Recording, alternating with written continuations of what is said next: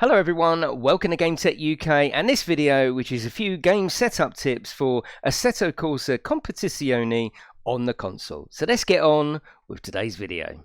So the first thing you may have noticed if you have been playing ACC is that the steering wheel feels quite loose and it doesn't really feel tight and responsive like you would expect from a GT3 car. So if you go to options, go to controls, you'll see steering lock. Now when I first switched this on, it was at 1080 and like I say, the car just felt too sloppy. I was having to make changes so quick, my arms are all over the place and it didn't feel responsive. I've experimented with this quite a lot and yes, it does seem quite low, and there will be people in the comments saying that is not the right steering ratio lock to have. But if you change that to 480, at least it gives you a starting point, and if you find it's too responsive and too sharp, you can start turning it up.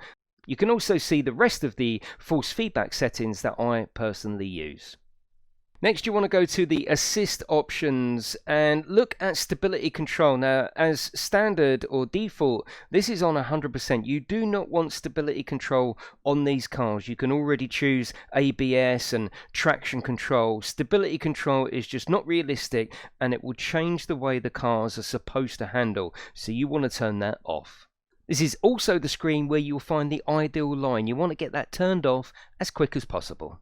Now when you're racing in ACC, top right of your screen will be lots of different stats like your track rating, your car control, your consistency, your safety rating. Now if you want to work on something specifically like your track medals, for example, you can go to the HUD options and where it says rating practice info, currently it's on auto, which shows you all of the stats. But if you want to work on one of them particularly, like your car control or your consistency, or you want to do those track medals, you can leave it on track competence, for example, and it will tell you how many medals you've got for each track. When you've got all your medals, or you've got your consistency where you want it, or your car control, you can just come back to this menu, put it back on auto, and all of the stats will reappear in one place.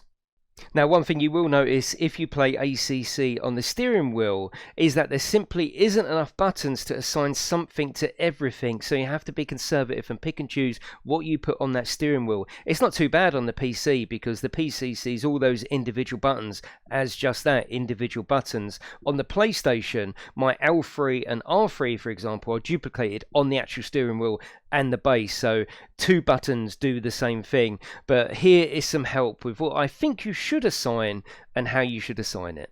Now the first thing I've set is the ignition to be manual. There's something quite immersive about switching on the electrics and then pressing the ignition button. So in a way I've probably wasted two buttons here, but that immersion is important to me. So on the bottom right of my steering wheel I've got L3 and R3. I press L3 for the electrics and then R3 to start the car.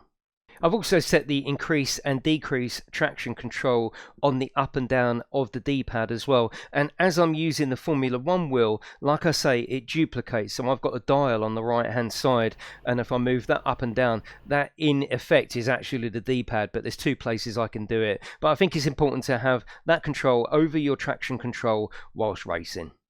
You can set up the switching of your lights on and off to be automatic. I've put them as square so I can cycle between side light and main light.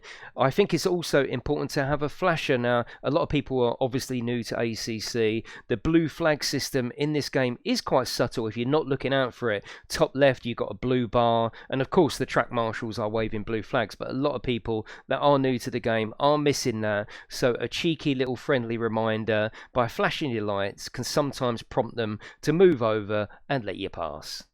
Most people when playing a simulator like ACC won't cycle through the cameras. You'll pick your preferred view. In my case it's the first person camera, and you won't use that button again. So I've actually unassigned the cycle camera. It seemed a bit of a waste to have a button assigned to that I'm never going to use in the future. Also, I haven't got a look left button, but I have got a look right button, and of course you do need a look back button just so you know what's going on your whereabouts, in conjunction with using that fantastic radar built into ACC.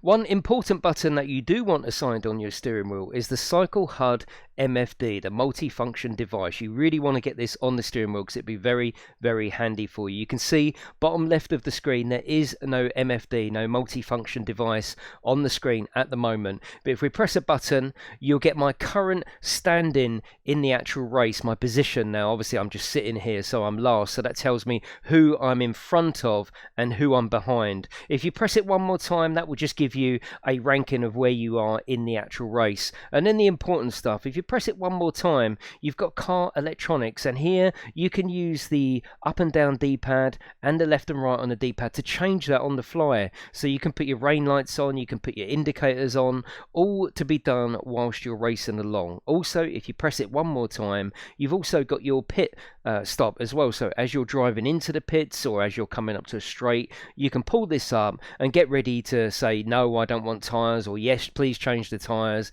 and try them for different compounds, etc. It's all a lot of information whilst you're driving. So get that Cycle HUD MFD assigned to your steering wheel.